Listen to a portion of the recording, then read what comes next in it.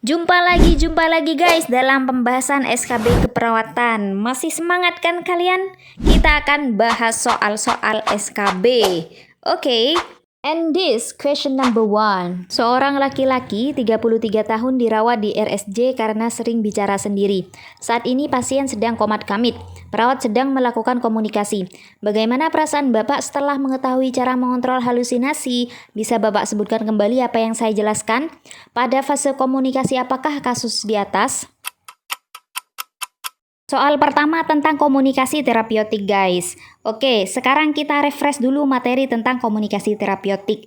Jadi komunikasi terapeutik itu ada 4 tingkatan ya. Yang pertama preorientasi atau preinteraksi, kemudian orientasi, kerja, dan terminasi. Untuk preorientasi itu ketika perawat sebelum komunikasi dengan klien. Ini ketika sedang menggali informasi. Jadi perawat menggali informasi dulu tentang kliennya, tentang data klien, nama, kegiatan, dan lain-lain. Itu preorientasi. Kemudian tahap selanjutnya itu orientasi. Nah, di sini ketika saat perawat melakukan bina hubungan saling percaya ya. Ya kayak salam terapeutik, evaluasi validasi. Jadi data yang sudah dikumpulkan tadi di fase preorientasi divalidasi langsung kepada pasien di fase orientasi gitu ya guys. Juga melakukan kontrak. Nah, di fase ini kita melakukan kontrak ke pasien serta menjelaskan tujuan komunikasi. Itu fase orientasi guys.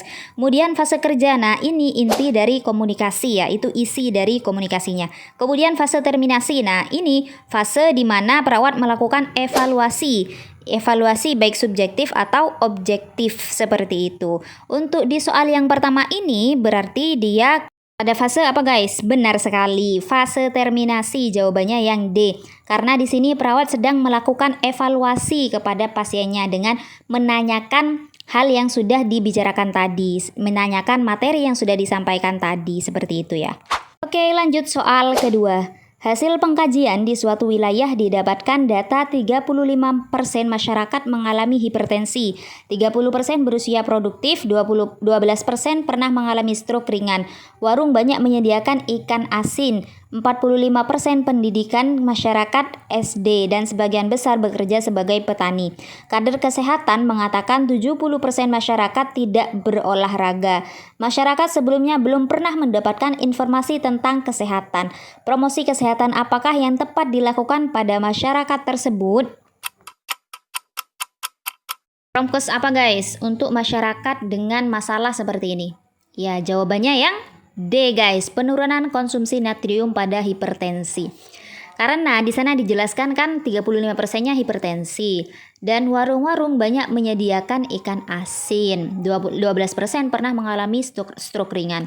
Nah, kalau kita tinjau jawaban yang lain, yang A, pola makan sehat di masyarakat. Nah, ini terlalu general ya, kurang spesifik. Seperti itu. Kemudian penurunan berat badan pada pasien hipertensi. Di kasus itu tidak dijelaskan guys, kalau masyarakatnya itu banyak yang obesitas, banyak yang gembul-gembul, itu tidak ada datanya ya.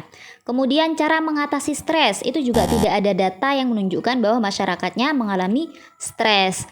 Penurunan konsumsi alkohol juga tidak ada data yang menunjukkan bahwa masyarakatnya mengkonsumsi alkohol. Jadi jawaban yang paling benar itu yang D guys.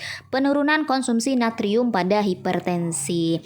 Oke, sekarang kita lanjut soal ketiga. Seorang bayi baru dilahirkan baru saja. Perawat melakukan pemeriksaan dan didapatkan warna kulit bayi merah, ekstremitas biru, denyut jantung 101 kali per menit, ekstremitas fleksi sedikit gerakan, nafas lemah tidak teratur. Berapakah Apgar skor pada kasus di atas? Apgar skor nih guys, gimana? Masih inget kan? Nah, ini dia ya. Untuk penilaian Apgar skor, itu ada 5 penilaiannya ya. Appearance, pulse rate, grimace, activity, and respiration. Yang A-nya itu appearance, warna kulitnya. Kalau warna kulitnya pucat berarti 0, badan merah, ekstremitas biru nilainya 1, seluruh tubuh kemerah-merahan nilainya 2. Oke, langsung kita cocokkan aja ya ke soal guys. Di sini warna kulit bayinya merah, ekstremitas biru, berarti 1 ya guys, A-nya 1. Kemudian pulse rate, kalau tidak ada berarti 0, kalau kurang dari 100 itu 1, kalau lebih dari 100 itu 2. Di sini denyut jantungnya 101, berarti 2 nilainya yang P. Grimace, reaksi rangsang. Sedikit gerakan, berarti nilainya 1 ya guys. Sedikit gerakan itu nilainya 1. Kalau tidak ada 0. Kalau batuk atau bersin itu 2. Kemudian activity, tonus ototnya. Ekstremitas fleksi sedikit. Nah, itu berarti nilainya 1 ya guys. Dan terakhir, respirationnya, pernafasannya. Di sini bayinya nafasnya lemah dan tidak teratur. Berarti nilainya 1. Oke, sekarang kita jumlahkan 1 ditambah 2 ditambah 1 tambah 1 tambah 1 sama dengan? Iya, 6 guys. Jawabannya yang D. Oke, lanjut soal keempat. Seorang laki-laki 40 tahun dibawa ke IGD oleh keluarga karena kejang saat di rumah. Saat di IGD, pasien mengalami kejang kembali hingga lidahnya berdarah karena tergigit. Dokter mendiagnosa pasien mengalami tetanus. Apakah tindakan perawat prioritas dilakukan pada pasien tersebut? Apa nih guys? Jawabannya mudah ini ya. Tindakan perawat prioritas, berarti tindakan perawat pertama kali pada kasus tersebut apa? Iya, benar sekali. Jawabannya yang E, memasang pengganjal lidah.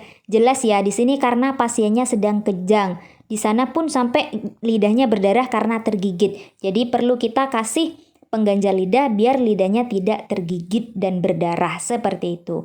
Oke, lanjut soal kelima. Nyonya A dibawa ke IGD oleh suaminya dengan keluhan sesak nafas dan pusing. Setelah diberikan oksigen, tidak lama kemudian pasien dinyatakan meninggal. Kemudian suami pasien marah, membentak-bentak dokter jaga karena merasa tiap bulan kontrol rutin sesuai perintah dokter spesialis. Tapi kenapa tidak ada hasilnya, malah sekarang meninggal? Dari kasus di atas merupakan tahap berduka. Oke, pada tahap berduka apa nih guys bapaknya? Di situ bapaknya sedang marah-marah dan membentak-bentak dokter jaga. Jelas ya, berarti dia dalam tahap berduka anger. Jawabannya yang B, marah. Kalau denial itu menyangkal ya. Ya menyangkal seperti tidak mungkin ini terjadi. Ini kok tidak mungkin istri saya mati. Nah, itu denial. Kalau bargaining itu tawar-menawar ya. Kok istri saya mati, kok bukan saya saja. Itu salah satu contohnya itu bargaining. Kemudian depression, ya depresi, bapaknya menarik diri, tidak mau komunikasi, seperti itu. Kemudian exception, menerima. Jadi kalau exception itu mulai menerima, seperti itu. Jadi kasus ini bapaknya dalam tahap berduka anger, marah. Gitu guys. Oke, next question number 6. Seorang pasien mengatakan kepada perawat untuk tidak mengatakan kondisi penyakitnya yang diderita kepada keluarga. Perawat menyanggupi permintaan tersebut, namun saat keluarga mendesak, akhirnya perawat mengatakan kondisi yang sebenarnya kepada keluarga. Apakah etik perawatan yang dilanggar oleh perawat tersebut? Apa jawabannya nih guys? Kode etik yang dilanggar oleh perawat di atas. Oke, masih ingat kan etik-etik keperawatan? Kalau confidentiality itu apa? Menjaga kerahasiaan. Kemudian fidelity, menepati janji. Veracity, berkata jujur. Beneficent, asas kebermanfaatan. Non-maleficence, tidak merugikan. Oke. Di sini perawatnya itu kan berjanji ya guys, untuk tidak mengatakan kondisinya pada keluarga. Di sana kan ada kata-kata perawat menyanggupi permintaan tersebut. Nah, berarti dia sudah bersepakat atau berjanji untuk tidak mengatakannya pada keluarga. Tetapi saat terdesak, perawat malah mengatakannya kepada keluarga. Berarti dia melanggar etik keperawatan fidelity guys. Jawabannya yang B, menepati janji. Oke, kita lanjut soal ke-7. Seorang laki-laki usia 43 tahun datang ke poli dengan keluhan luka pada kaki kiri sejak 1 minggu yang lalu. Riwayat DM sudah 5 tahun yang lalu. Pasien mengeluh nyeri, luka berwarna hitam dan slow banyak sekali. Hasil pemeriksaan TD 110/79, suhu 38,5 derajat Celcius, frekuensi nafas 24 kali per menit, frekuensi nadi 69 kali per menit. Apakah masalah keperawatan yang muncul pada kasus tersebut? Oke, diagnosanya apa nih guys?